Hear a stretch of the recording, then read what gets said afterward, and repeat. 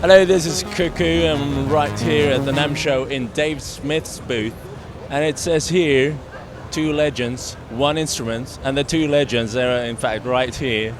And I'm here with Mark Wilcox of Dave Smith Instruments, 2016 NAMM. Yeah, there you go. So, what's so special about this synth, except for it being produced by two legends? That's pretty special. Basically, last year we came out with the Prophet 6, which is sort of a tribute to the old Prophet 5, Dave's first polyphonic synthesizer. This year, Tom and Dave have been friends since the 70s, and Dave thought it would be nice to help Tom bring his classic SEM sound. I don't know if you're familiar with the old SEMs, but they were basically the foundation of Tom's original polyphonic synthesizers, the 4-voice and the 8-voice. Great sound, beefy, in your face. And Tom, since he's gotten back into business these last few years, he started producing on a limited basis these SEMs on a very limited basis. I could hear instantly by just playing with it before that this is it doesn't sound like a Prophet 6. It sounds like something completely different. Exactly, and that's why Dave wanted to help Tom bring that SEM sound to a bigger audience in a form factor that was accessible like the Prophet 6, and also with some modern touches that the Prophet 6 has, like digital effects if you want to use them, polyphonic step sequencer, Arpeggiator, and so forth and so on. So basically the background was Dave approached Tom about collaborating on this synthesizer, which is basically the SEM sound. So it's got the oscillators, the Oberheim oscillator, and the Oberheim filters, which give it a sound quite unlike the Prophet 6, but it has a lot of the same convenience and modern touches. So let me just... go through some of the basics of how to sculpt the sound from scratch, and some of the hurdles. Well, let me play a quick one which is easy. Okay, it comes with 1,000 sounds, and each sound has its own sequence. So I'll just punch up a sequence real quick, which is sort of a good example of that classic beefy Oberheim sound. Yeah. So you'll notice the filter is special and different from the Prophet 5. It's state variable, so you can continuously change it from low pass to notch to high pass, and you can really hear that. That's the Oberheim sound. Do that gesture again. Yeah, that's it. That's how it feels.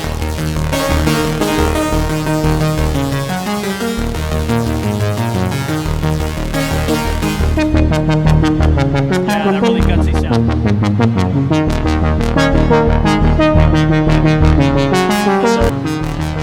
Okay, we're safe. It's so beefy, it went out of range of my recorder. So to just step you through the controls, what's on the synthesizer itself, the heart of the synthesizer obviously are the oscillators. They're what produce the raw sound. So we have two oscillators, VCO1, VCO2 per voice, and they produce sawtooth and pulse waves. And pulse is basically a variable width square wave, sort of. Okay. Each oscillator has sawtooth and square. Oscillator 2 also offers, triangle here. Yeah. So you choose your waveform. We like a lot of harmonics, so we'll put on sawtooth for both. Bring them up in the mixer. Oscillator 1, Oscillator 2. You've also got a sub-octave, so from Oscillator 1, it's an octave lower, so you can do that. So is that like a separate oscillator? It is. What kind of way? You can hear it if you go. I'll bring it up. Yeah. There it is. Like a saw? Yeah. So that's your mixer. You choose your oscillators and what else you want. You've also got noise. How is that noise generated? It's a white noise generator. I think it's actually digital. Yeah. It's digitally, yeah. Yeah. And then you run it through the filter, the great Oberheim SEM filter, and you just put it on low pass now because it has the most beef. So, and with your filter, I knocked it out of tune a little bit. Bring the frequency down so it cuts the harmonics. add a little resonance if you want. It emphasizes a certain band of harmonics. And I noticed the unison button is on, so right now we're hearing it in unison. It's actually off now, but I can turn it on. I'll let you hear what it sounds like. It looked like, yeah, okay. So it's big now. But if I turn unison on, I can choose the number of voices I want to stack. So right now, it's just one. 2. Yeah. I can go up to 6. Yeah, all of them. And I can detune it, so... Actually, let me turn the volume down so I don't blow you up. Yeah. But with no detuning, they're as exact as they can be, right? Yeah. Although you can dial in a little bit of detuning with the oscillator here, or this will actually detune it. Even if it's not in detune, it will slightly vary the oscillator's pitch. So that's that sound. That's beefy, that's beefy. So again, choose your oscillator waveforms, bring them up in the mixer, run them through the filter, whichever mode you want to be in. Yeah. And then adjust the envelope to taste, so you can have a soft attack, attack to case, sustained release, or immediate.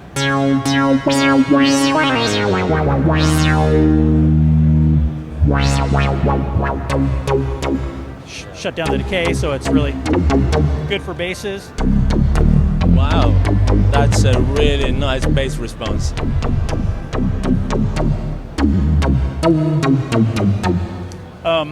That's the basics of sculpting the sound for the basics. Oh, sorry. One thing I noticed when I played it before was the way it behaved in the bass ridges. I was only on headphones then, but now I can hear it in the speakers that it really behaves really beefy and nicely down in the bass. Yeah, it'll rattle your speakers for sure.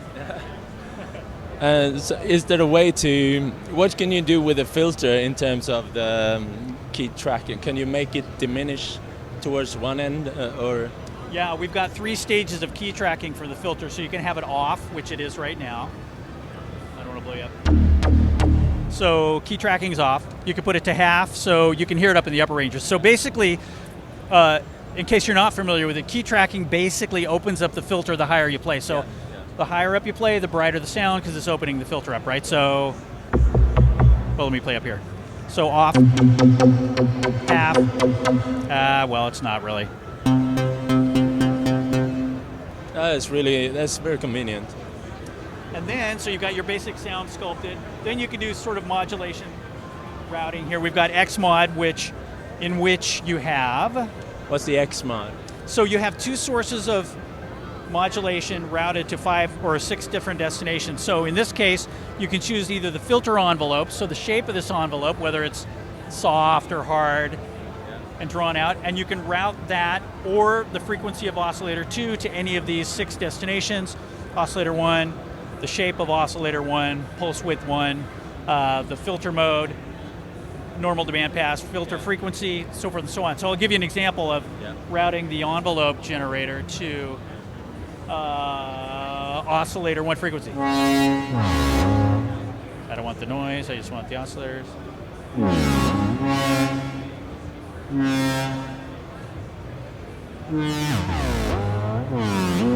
So what it's doing is taking the shape of this. So I have a soft attack, and it's making the pitch of oscillator 1 vary according to the shape of this.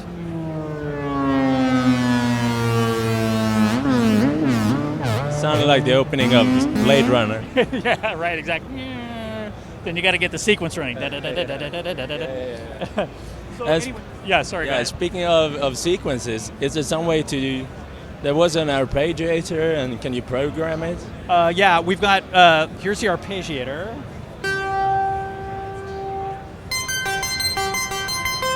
So you've got these different modes: up, down, up, down. Or sorry, up, down, up and down, random, or assign. Assign basically means the order in which you depress the notes, it will play them in that order. So it is sort of programmable in that respect. Yeah. Then you can choose how many octaves that repeating pattern will span. So for example, I'm going to set it to up, 1 octave, 3 octaves, down, up, down,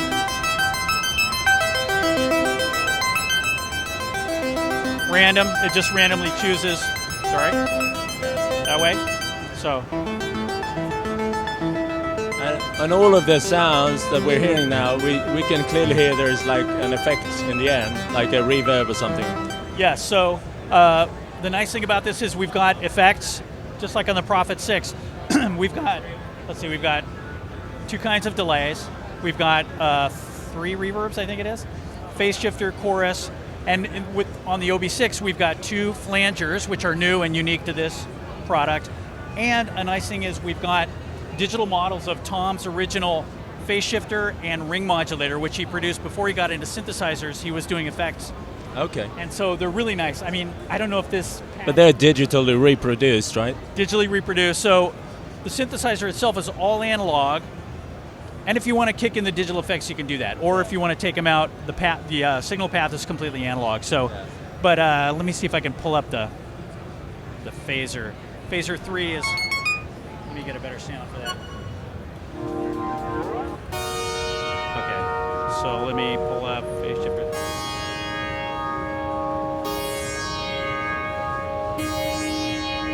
Yeah, that's the Oberheim phase shifter. Do you think it's completely faithful to the original, or can you, you're a nerd, you know, so you could probably spot the difference? Tom took off. Yeah, so our DSP guy worked closely with Tom over, several weeks, months, to absolutely nail that sound. And Tom basically has endorsed it. He likes it. He says, yeah, that's spot on. That's great. That's great. And same for the ring modulator. Yeah. So what? Yeah. What sample rate are you operating in to achieve this? 48 kilohertz. Yeah.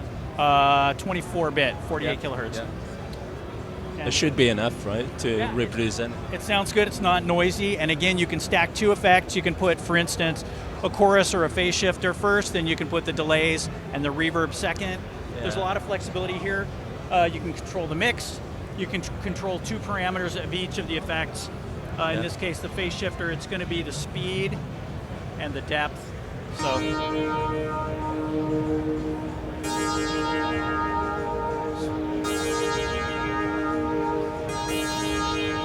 There's the speed. There's the depth. Have you taken it to the extent of actually emulating? Sometimes with older gear, there was shortcomings of the components at the time. So the things that sounded a bit wrong, but actually ended up being the identity of it. Have you taken the extra steps to emulate those kinds of?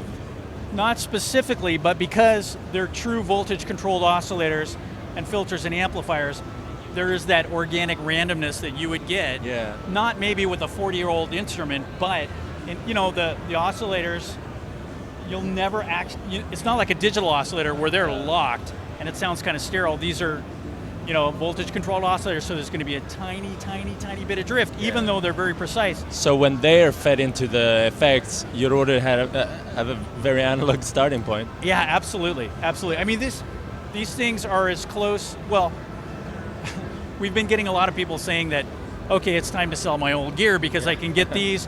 You don't have to maintain them. They're going to last for a long time. They're completely reliable. They're a lot more portable. Yeah. It's a good solution for people who have that old stuff that it's really starting to become a maintenance nightmare. Are these shipping? This is going to be shipping in 1 month.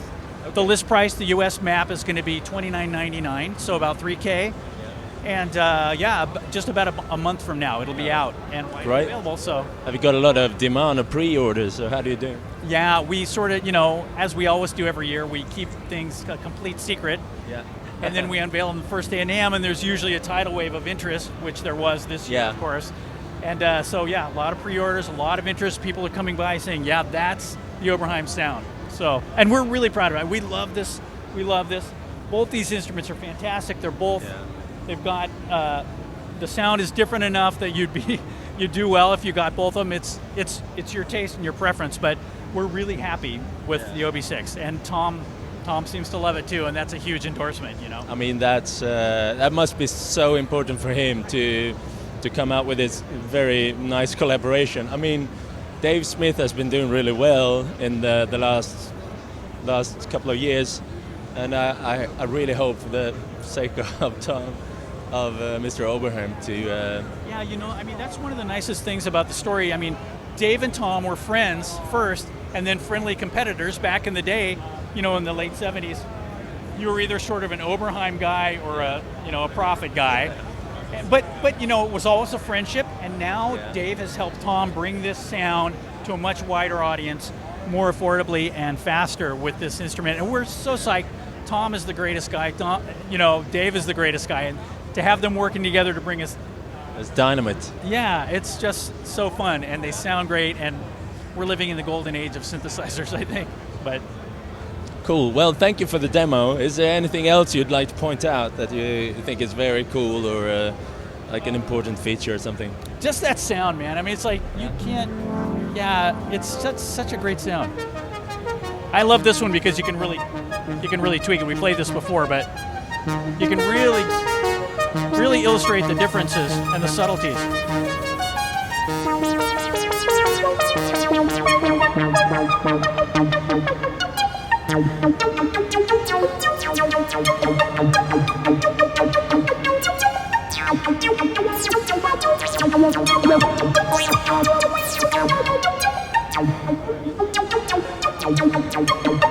Yeah, as you can hear, this is the new direction that they're taking now with OB-6.